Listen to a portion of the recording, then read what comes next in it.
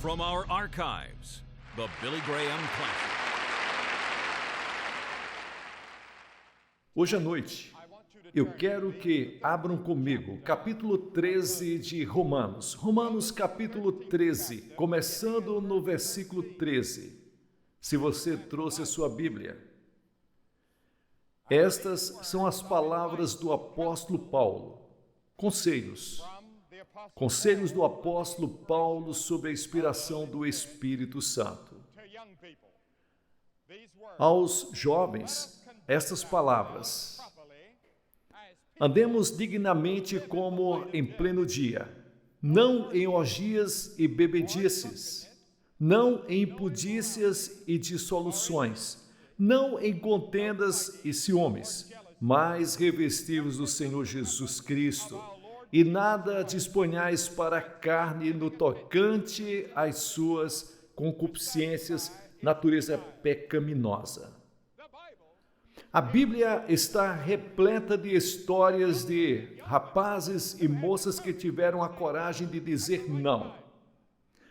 Disseram não na hora certa e mudaram vidas. E mudaram nações. Um desses jovens era uma mulher muito bela, provavelmente a mais bela mulher de sua geração. Seu nome, muito especial. Ela foi uma grande rainha persa e seu marido foi Assuero, que reinou da Índia à Etiópia e teve um dos maiores impérios que o mundo já conheceu e, com certeza, foi um dos homens mais ricos da história de todo o mundo. E um dia, ele deu um banquete de 6 meses. E no final do banquete, Assuero ordenou que a sua esposa Vasti, a rainha da Pérsia, a mulher mais bonita, mais linda do mundo, viesse e fizesse ali uma dança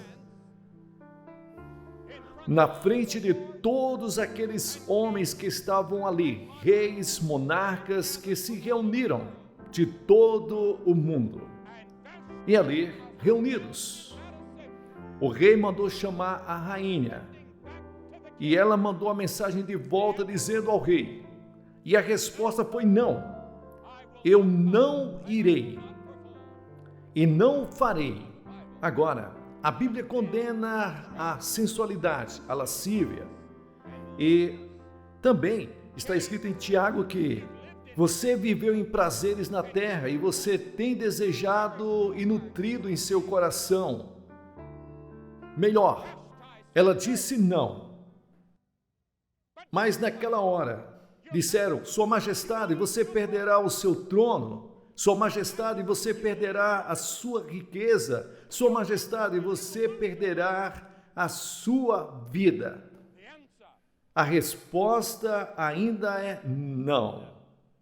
E esse não, que está registrado no livro de Esther na Bíblia, mudou a história. Porque se ela não tivesse dito não, a rainha Vasti não tivesse dito não, todo o povo judeu teria sido eliminado em todo o mundo. Porque um homem muito mau tensionava em seu coração destruir, exterminar todos os judeus. Mas a rainha Vasti disse não.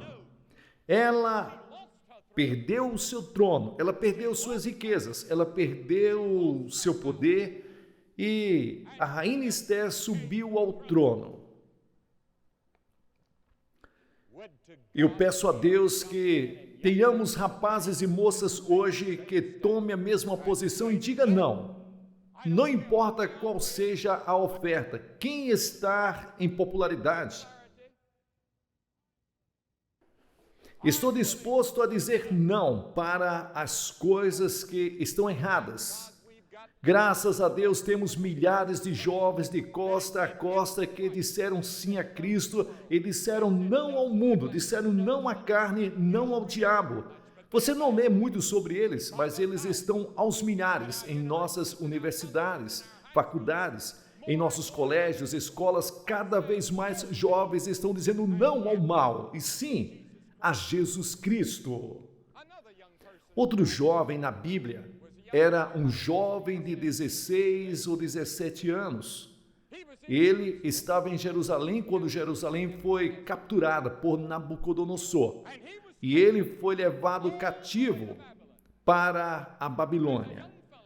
Eu digo, um jovem de 17 ou 18 anos de idade, com alguns dos seus amigos, e quando ele chegou lá, esses babilônicos, que eram pagãos, que eram ímpios, disseram a esse jovem: você sabe que você foi escolhido, você vai se sentar na mesa do rei e comer a carne que o rei come, beber o vinho que o rei bebe. Ele está de olho em você. Você vai ser um grande homem nesse reino.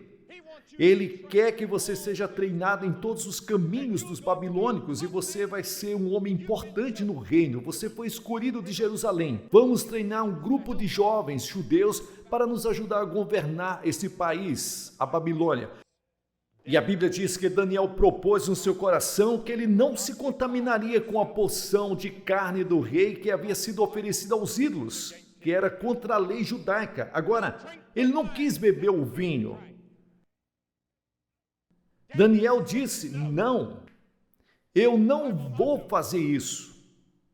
E o homem que estava no comando ficou surpreso, mas ele admirou a coragem desse jovem, e a coragem desse jovem, ele disse: tudo bem, vamos tentar por 10 dias, vamos ver no final como vocês estão. E Daniel e seus amigos estavam melhores do que todo o resto das pessoas que estiveram comendo a comida do rei e bebendo o vinho do rei.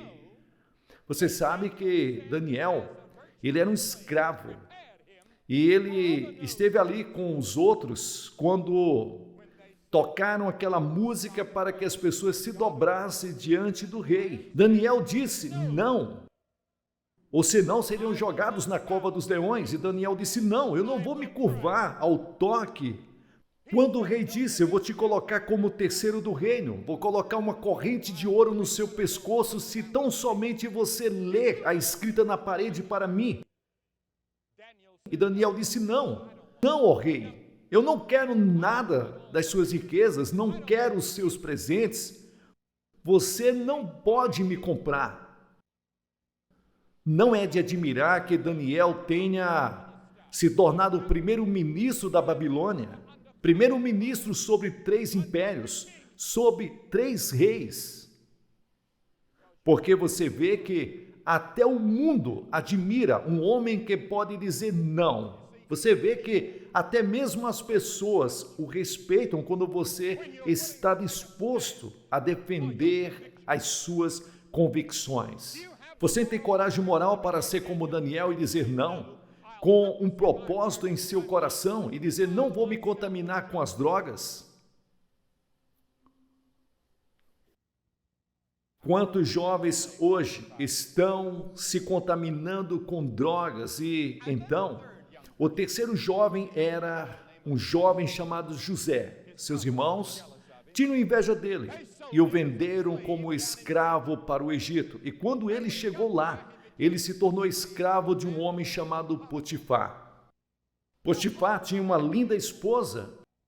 José estava longe de casa. Ele tinha apenas 16 ou 17 anos de idade, era bonito e viril. E como ele trabalhava no local, a esposa de Potifar era muito sensual e sexy, e ela olhou para ele, e o marido viajava a negócios com bastante frequência.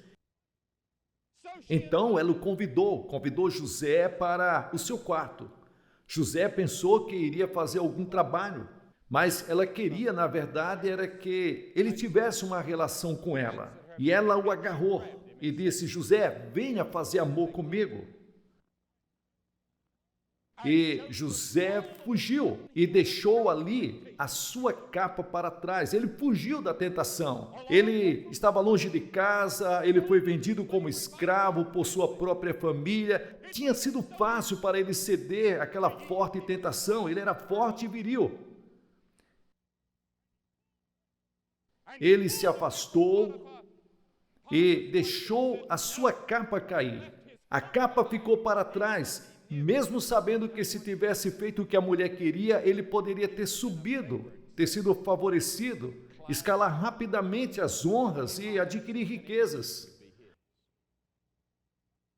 mas ele teve a coragem de dizer não pela fé, e Deus o honrou. Ele teve a bênção de Deus, saiu da prisão, não demorou muito, até que José se tornasse o primeiro ministro do Egito, quando o Egito estava no auge de sua glória e seu poder. Agora, o sexo é um grande problema para os jovens. É provavelmente a maior batalha que você tem que enfrentar. O que fazer sobre o sexo? José disse não. Deus diz que você não deve cometer imoralidade. Deus não diz isso porque Ele não quer que você se divirta. Deus não é uma pessoa com um grande bastão que tem desejo de bater na sua cabeça toda vez que você comete uma falha. Não há nada de errado com o sexo. Deus lhes deu, faz parte da sua vida tanto quanto qualquer outra coisa. É uma fome que você tem tão legítima quanto a fome de comida ou de água. Nada que se envergonhe, nada que você tenha que ficar comentando e falando escondido. Não, isso faz parte da nossa vida. Nós muitas vezes tentamos reprimir isto, mas isso está arraigado à nossa vida. Muitas vezes você foi longe demais. Deus diz, existem certas regras e regulamentos sobre o sexo. Se você os obedecer, você encontrará toda a realização, alegria e felicidade que Deus quis que o sexo trouxesse. Se você desobedecer, isso destruirá a sua vida e a sua alma. Agora, por que Deus disse que é errado cometer imoralidade? Em primeiro lugar, para proteger seu casamento. Suponha que todos estejamos apenas vivendo do jeito que as pessoas desejam viver, praticando todo tipo de coisa que desejarmos praticar. O nosso casamento seria destruído. Deus disse que, em segundo lugar, é para proteger nosso corpo. Simplesmente estamos sendo informados como os jovens estão sendo contaminados por causa da imoralidade. Deus faz isso para proteger o teu corpo, proteger teu casamento, para te proteger psicologicamente, porque muitos dos meus amigos psiquiatras e professores de psicologia estão me dizendo que isso traz culpa e sentimento de perturbação emocional, insegurança e sentimento de a pessoa não se sentir amado, se sentir que não está chegando a lugar nenhum por causa da promiscuidade sexual. Está causando profundas cicatrizes psicológicas em milhares de jovens.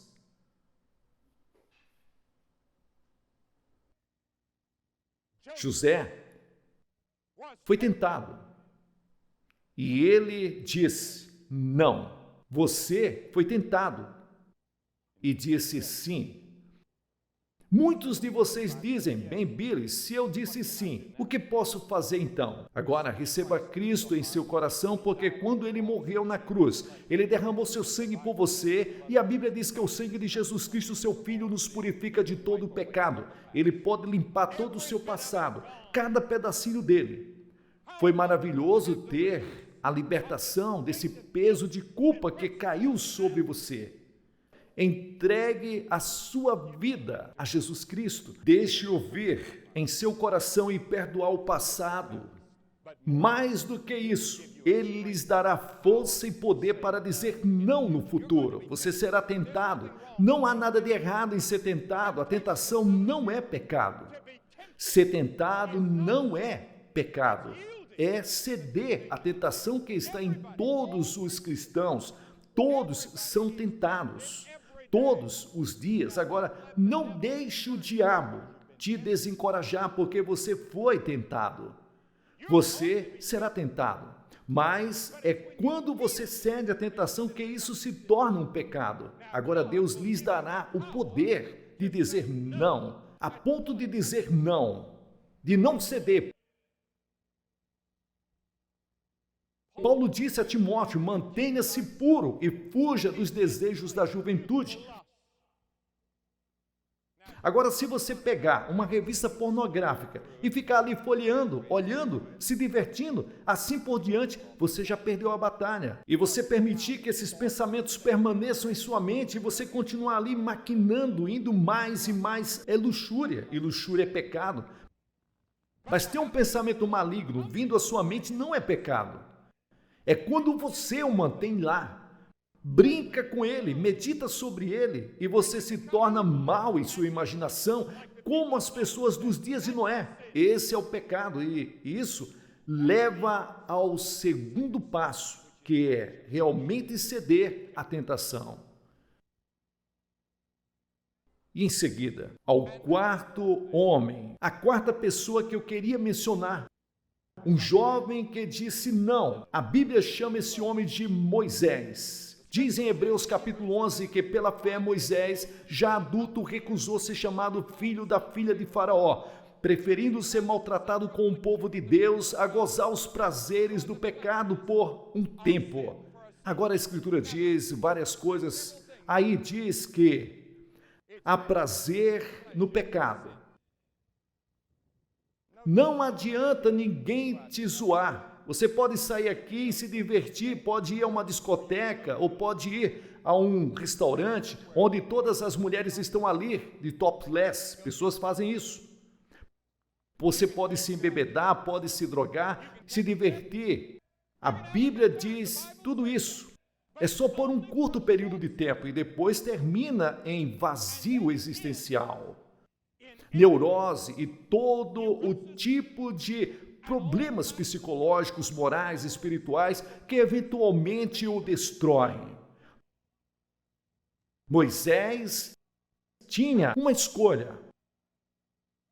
Moisés poderia ter escolhido todo o Egito, porque provavelmente era o herdeiro do trono. Ele poderia ter sido o faraó do maior império do mundo de sua época. Moisés era um grande militar. O comandante Moisés era filho de um grande império.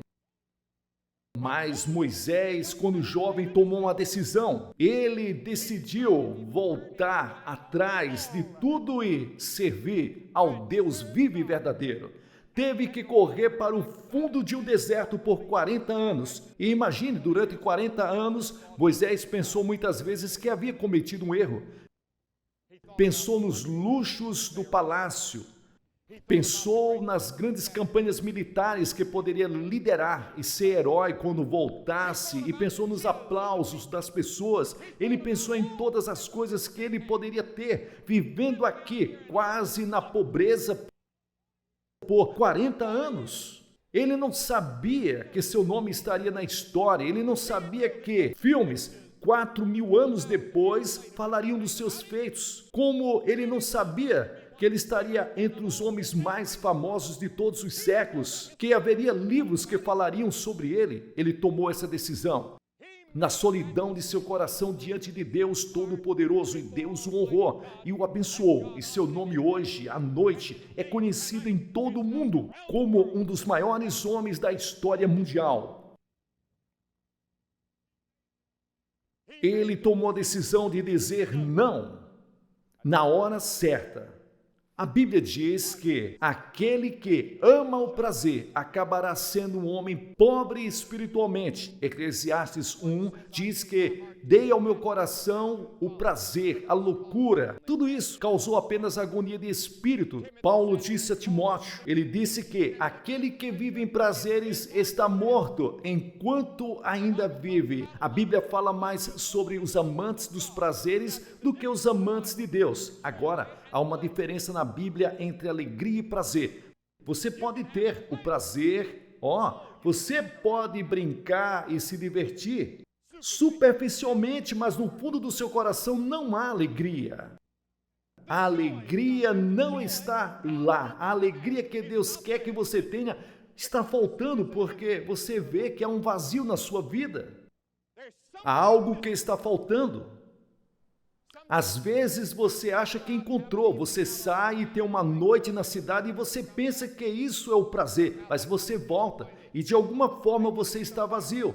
Você procura em outras coisas, e depois de um tempo você faz uma viagem e pensa que talvez seja isso. E quando acaba, você sabe que não é isso.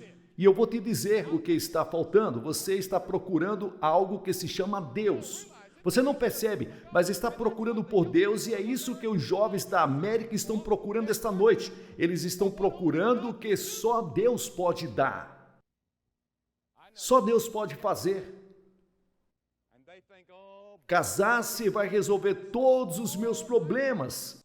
Deixe-me dizer algo. Os teus problemas vão apenas começar. E as tuas alegrias estão apenas começando se o teu casamento for em Cristo. Vês o que procuras no teu esposo, na tua esposa, na tua namorada? O que procura, você só vai encontrar na pessoa de nosso Senhor Jesus Cristo.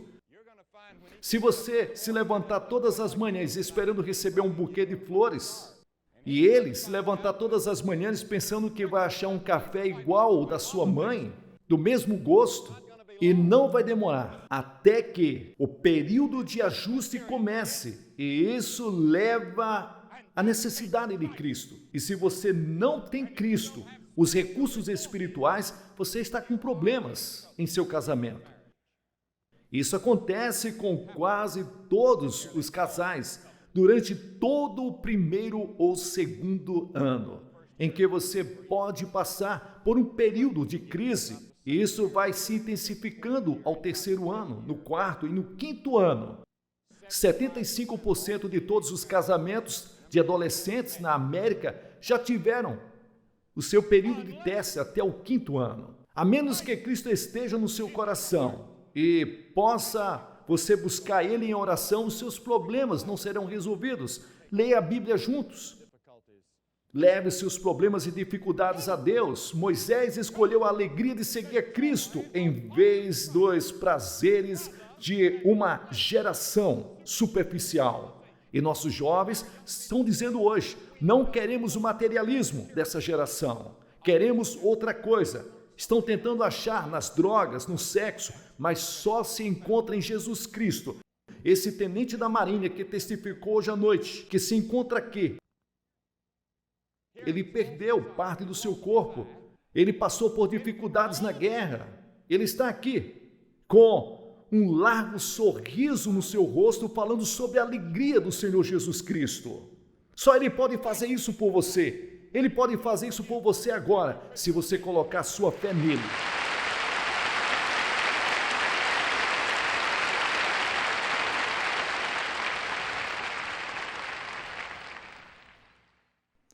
Tiago disse, toda a alegria, quando você tem problemas. Sim, você pode ter alegria em meio às aflições. A vida cristã não está imune de problemas.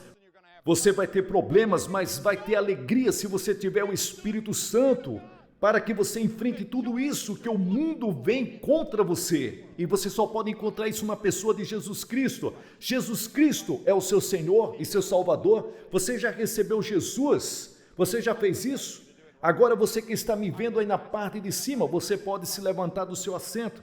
Há centenas de homens e mulheres jovens. Venha aqui e fique na frente nessa noite e diga ao descer, eu quero Jesus Cristo no meu coração. Perdoe o meu passado, Senhor. Venha e me leve para o céu. Eu quero Cristo em meu coração. Eu quero saber que estou salvo e pronto para encontrar Deus. Levante-se e venha. Vamos esperar. Pessoal, aqui é o pastor Gilson Soares, fazendo aqui as dublagens do reverendo Billy Graham. Que Deus abençoe você poderosamente. Dê um like para abençoar esse vídeo. Considere abençoar este canal e a obra missionária na cidade de Guarabira, Paraíba, com qualquer valor que Deus colocar no seu coração. Que Deus te abençoe ricamente.